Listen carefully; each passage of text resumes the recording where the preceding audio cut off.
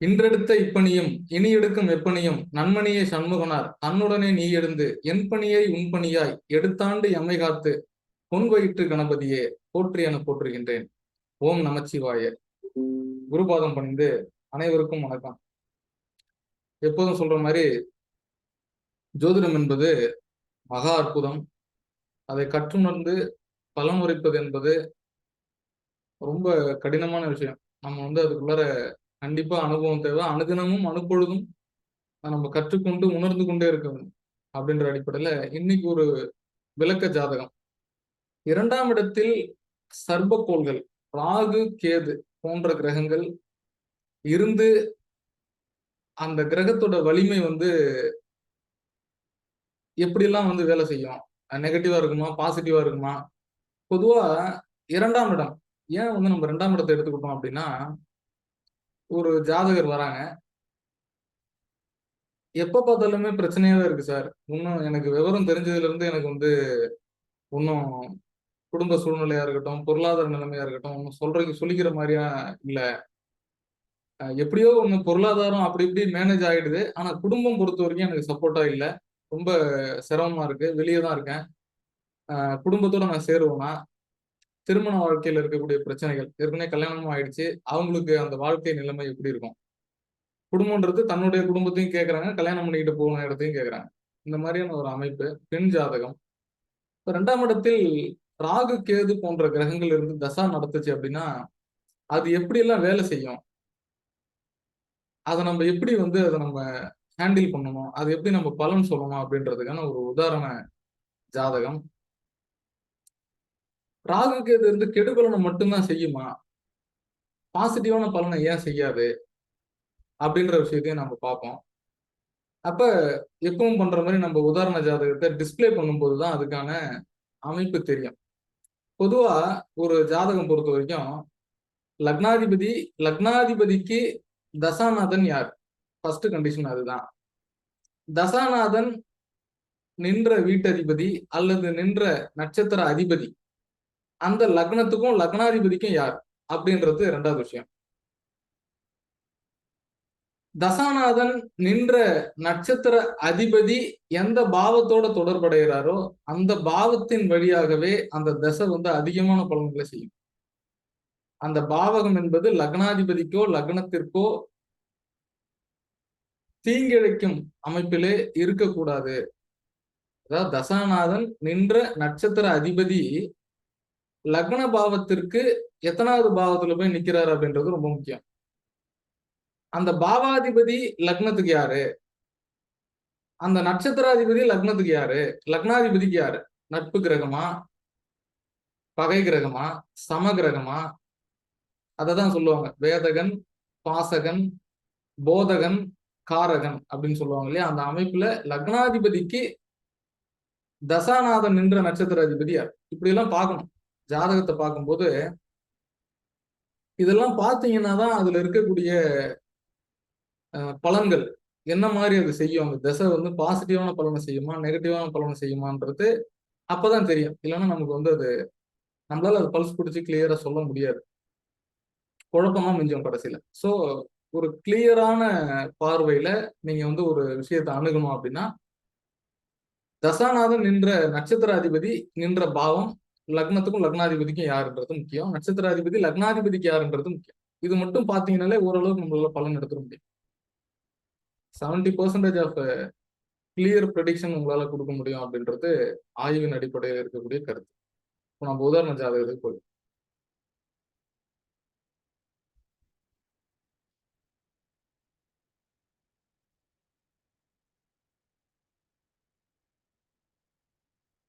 இப்ப நம்ம கொடுத்துருக்கிற ஜாதகம் பாத்தீங்கன்னா ஒரு ஃபீமேல் பெண் ஜாதகம். நம்ம எப்பயும் மாதிரி பாத்தீங்கன்னா நம்ம டேட்டா பேஸ் கொடுத்துருவோம். ஃபர்ஸ்ட் பிறந்த குறிப்பு.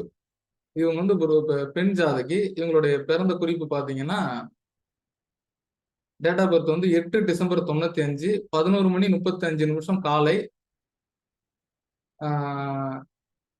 ராயக்கோட்டை அப்படின்னு சொல்றது. அதாவது இது ஆந்திர மாநிலம். இது 28/4/29. அதாவது 28 வயசு 4 மாசம் அப்படின்னு சொல்றது.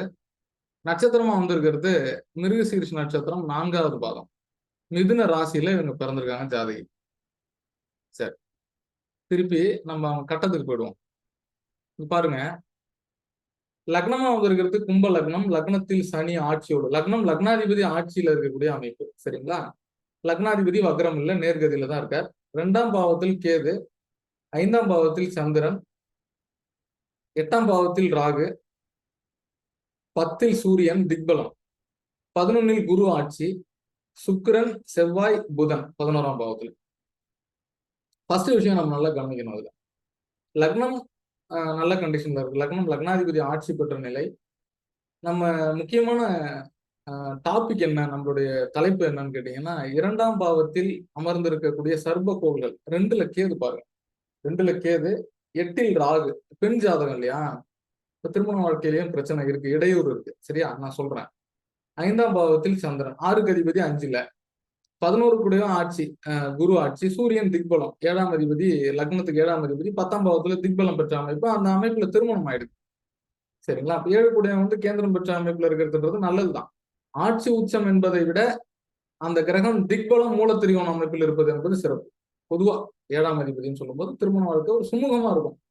இருந்தாலும் அந்த குடும்பத்துல பிரச்சனை இருக்கு. திருமண வாழ்க்கையில பிரச்சனை கிடையாது, திருமணம் செய்து கொண்டு சென்ற குடும்பத்தில் இந்த பெண்மணிக்கு பிரச்சனை இருக்கு. இவர் பிறந்த குடும்பத்திலும் பெரிய சச்சரவுகளோட போகக்கூடிய ஒரு அமைப்பு. என்ன காரணம் அப்படின்றத பார்ப்போம். ஒரு திருப்தியற்ற நிலை என்ன. சோ கிரக பாதசாரங்களை நம்ம எடுத்துக்கணும். பாருங்க, லக்னம் சதயம் 3, சூரியன் கேட்டை 2, சந்திரன் மிருகசீரிஷம் 4, புதன் மூலம் 1, சுக்கிரன் பூராடம் 2, செவ்வாய் மூலம் 4, குரு மூலம் 1, சனி பூரட்டாதி 2, ராகு சித்திரை 2, கேது ரேவதி 4. சரியா? இதுதான் அந்த கிரகங்களுடைய பாதசார நிலை. எந்த கிரகமும் பாத்தீங்கன்னா இதுல ரெட்டகுரட் இல்ல, அதாவது வக்ரம் இல்ல. அஸ்தங்கம்னு பாத்தீங்கன்னா புதன் அஸ்தங்கம், குரு அஸ்தங்கம் சொல்றாங்க. ஏன்னா சூரியன் நிக்கிற நட்சத்திரத்தை பாருங்க, கேட்டை 2ல் சூரியன், குரு நிற்பது மூலம் 1, கிட்டத்தட்ட ஒரு 7 டிகிரிக்குள்ளதான் இருக்கணும் அது. சரியா? இது மூலம் 1ன்றதுனால அது அடுத்த பாவத்துல இருந்தாலும் கூட, இதுதான் பாவக மாற்றத்துல பாத்தீங்கன்னா தெளிவா புரியும். சூரியனும் குருவும் ஒன்னா இருக்கிறதுக்கு வாய்ப்பு இருக்கு. சோ பாருங்க, இவங்களுக்கு இந்த 2ஆம் பாவத்தில் அமர்ந்த கேது எப்படி ஒர்க் பண்ணியிருக்காருன்னு பாருங்க. அந்த ரோலை பிளே பண்ணது. உங்களுக்கு இருக்கிறது குடும்பத்துல நிம்மதி இல்லை. ஏன்னா குடும்ப ஸ்தானம், ஸ்தானாதிபதி குரு. சரிங்களா? லக்ன ஆதிபத்தியத்திற்கு அல்லது லக்னா அதிபதிக்கு குரு எங்க இருக்காரு பாருங்க, 2 கூடையவன் ஆட்சி. இப்ப இவங்களுக்கு என்ன மாதிரி கும்ப லக்னத்துக்கு நெகட்டிவான கிரகங்கள் யாருன்றது முதல்ல எடுத்துக்கணும். கும்ப லக்னம் பொறுத்த வரைக்கும் சனி லக்னாதிபதி. சனிக்கு நட்பு கிரகமாகிய சுக்கிரனும் புதனும் முதல்நிலை நட்பு கிரகங்கள். இந்த லக்னத்துக்கு சனி தசையோ சுக்கிர மகா தசையோ புதன் மகா தசையோ பெரிய தீங்குகளை தராது. ஈவன் ராகு கூட ஒரு கண்டிஷன்ல கும்ப லக்னத்துக்கு பெரிய நெகட்டிவான பலனை செய்யாது. சரியா? நிக்கிற ஸ்தானம், அதன் அதிபதி, அவர்கள் நின்ற வீடு, அதெல்லாம் பொறுத்துதான் ராகு தன்னுடைய கேரக்டரை மாத்திப்பாரு. சொந்த வீடு கிடையாதுன்றதுனால. சரிங்களா? இவங்களுக்கு ராகு தசை முடிஞ்சிருக்கு, சின்ன வயசுல ராகு தசை முடிஞ்சிருக்கு. சோ இவங்க படிச்சிருக்காங்க, நல்ல படிப்பு. ஏன்னா புதன் வீட்டுல ராகு, ஏன்னா கடந்த தசை அப்படின்னு சொல்லும்போது சின்ன வயசுலயே உங்களுக்கு ராகு தசை முடிஞ்சிருக்கு. புதன் வீட்டுல ராகு, ஆனா ராகு நமக்கு தேவையில்லை. என்ன, இப்ப நடக்கிற தசை வந்து குரு மகா தசை. 2014 இருந்து 2030 வரைக்கும். ஜாதகிக்கு வந்து 29 வயது. சரிங்களா? 29 வயதுன்றது 2014 இருந்து 2030 வரைக்கும் குரு மகா தசை நடப்புல இருக்கு. இப்ப என்ன பண்ணணும்னா, ஃபர்ஸ்ட் கண்டிஷன்ல குரு லக்னத்துக்கு யாருன்றது முக்கியம். லக்னத்துக்கு 2-11க்கு அதிபதி குரு பகவான். சரியா? சனிக்கு ஈவன் நட்பு கிரகம் கிடையாது, லக்னத்துக்கும் நட்பு கிரகம் கிடையாது. சோ நெகட்டிவான அமைப்புகள்ல பாத்தீங்கன்னா குரு இந்த லக்னத்துக்கு நெகட்டிவான பலனை தரக்கூடியவர் தான். அவர் என்ன செய்யணும்னா, கெட்டுறணும் அந்த லக்னத்துக்கு. 6-8-12 மறையணும், அல்லது சுபர்கள் கூட சேர்ந்து சுபர் பார்வையில் இருக்கணும். சுக்கரன் சேர்ந்து இருக்கு, இருந்தாலும் அந்த பாகை விலகல் பார்க்கணும். 2வது விஷயம், குரு நின்றது மூல நட்சத்திரம் பாருங்க, அதுதான் விஷயமே. தசாநாதன் பெற்றது மூல நட்சத்திரம். கேது நின்றது குடும்பஸ்தானம், 2ஆம் இடத்தில் கேது. இந்த கேதுக்கு சுபகிரகங்கள் பார்வைகள் எதனா இருந்துச்சுன்னு வச்சுக்கோங்களேன், ஒண்ணு குருவே இருந்து பார்த்துருக்கலாம், 2ஆம் இடத்தை பார்த்து இருந்தது அப்படின்னா அது வேற மாதிரி இருக்கும். அல்லது சனி இந்த இடத்த 3வது பார்வையா பார்த்துருக்கலாம். அல்லது சுக்கிரன் கூட 7ஆம் பார்வையா பார்த்திருக்கலாம், அல்லது புதன் பார்த்திருக்கலாம். இந்த மாதிரி ஏதாவது ஒரு கண்டிஷன்ல இந்த 2ஆம் இடத்துக்கு ஏதாவது சுப கிரகங்கள் தொடர்புகள் இருந்தால் பெரிய கெடுபலன்கள் இருக்காது. நீங்க பாருங்க, குரு நின்னது கேதுவோட நட்சத்திரம். கேது போய் 2ஆம் இடத்துல போய் நிக்குது. ஆதிபத்திய ரீதியாக குரு நெகட்டிவான பலன் செய்யக்கூடிய கிரகம். அது 2ஆம் பாவத்தோட தொடர்புடையது. மேலும் ஆட்சி ஒழுல இருக்காரு 11ஆம் இடத்துல. இப்ப குரு திசை உங்களுக்கு எப்படி இருக்கும்? நெகட்டிவா தான் இருக்கும். லக்னத்திற்கும் லக்ன அதிபதிக்கும் குரு பகவான் சாதக பலன்களை செய்வதற்கு விழைய மாட்டார் என்பது முதல் விஷயம். ஏன்னா நிக்கிறது கேதுவோட நட்சத்திரம், வாங்கி நிக்கிறது லாபஸ்தானமா இருந்தாலும் கூட கெடுபலனை தராத வீடுதான். ஆனா நட்சத்திர அதிபதி 2ஆம் பாவத்துல பண்ணிட்டான். அப்ப குரு தசை ஃபுல்லாவே எப்படிதான் இருக்குமா? இப்படிதான் இருக்கும். சரியா? ஃபர்ஸ்ட் விஷயம். அடுத்து திருப்பி பாருங்களேன், கேதுக்கு தான் சொந்த வீடு கிடையாது. கேது வச்சு எடுக்கணும். கேது நிக்கிற நட்சத்திரத்தை பார்க்கணும். சரிங்களா? கேது நிக்கிற நட்சத்திரம் புதனோட நட்சத்திரம். புதனும் திருப்பி என்ன வர பாருங்களேன், லக்னத்துக்கு 5, 8க்கு அதிபதியா இருந்து லாபஸ்தானத்துல குருவோட போய் சேர்றார். புதன் எப்பவுமே சார்பு கிரகம்னு சொல்லக்கூடியது. எந்த கிரகங்கள் கூட இருக்கோ அதாகவே தன்னை மாற்றிக்கொள்ளும். சுய பலன்கள் என்பது புதனுக்கு தனித்த பலன்கள் பெருசா சொல்ல முடியாது. ஆதிபத்திய சுபகிரகமாக இருந்த போதிலும் கூட, சரிங்களா, அவர் நிக்கிறது பாருங்க, லாபஸ்தானத்துல நின்னாலும் ஆதிபத்தியம் சுபம், ஆதிபத்திய சுபாதிபத்தியம் பெறாத கிரகம் யாரு? குரு. அவரு கூட போய் சேர்றார். கூட செவ்வாய் வேற, 3க்கும் 10க்கும் உடையவன். சரிங்களா? கடுமையான கெடுபலனை செய்யக்கூடிய செவ்வாய். செவ்வாய் கூட புதன் என்ன கண்டிஷன்ல இருக்குன்னு பார்க்கணும். செவ்வாய் மூலம் 4, புதன் மூலம் 1, ரெண்டுமே ஒரே நட்சத்திர பாதத்திலே போய் நிக்குது. கேது காலிலே போய் நிக்குது. சரிங்களா? இப்ப குரு கேது காலிலையும், செவ்வாய் கேது காலிலையும், புதன் கேது காலிலையும். சுக்கிரன் பாருங்க பூராட நட்சத்திரம். சுக்கிரன் மட்டும் வெளியே போயிடுச்சு. என்ன, அதனாலதான் கல்யாணம் ஆயிருக்கு பாவம். அப்ப குடும்பத்துல நிம்மதி இல்லைன்னு சொல்லும் போது இந்த குரு திசை உங்களுக்கு எப்படி நிம்மதி கொடுக்கும்? கொடுக்காது. சரியா? அப்ப அந்த குரு திசை ஃபுல்லாமே எப்படிதான் இருக்குமா அப்படின்னா, இது ஒரே ஒரு பாயிண்ட்ல பாத்தீங்கன்னா சந்திர அதியோகம் அப்படின்னு சொல்லலாம். ஆனா சந்திரன் யாரு? 6 கூடையவன் இந்த லக்னத்துக்கு. அவனும் ஆதிபத்திய சுபகிரகம் இல்லையே.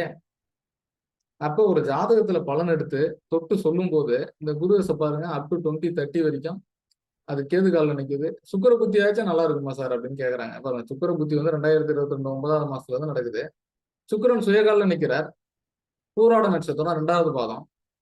சுக்கிரன் வந்து லக்னத்துக்கு 4ஆம் அதிபதி, 9ஆம் அதிபதி. கும்ப லக்னத்துக்கு அவரு ஒரு பாதக அதிபதி. 9 கூடயும் 11 நினைக்கிறதுன்றது வந்து இந்த நேரத்துல ஏதான ஒரு தற்காலிக சுப பலன்கள் நடக்கலாம் அப்படின்றதுதான் மீனிங். ஆனா தசாநாதன் is a very most important planet.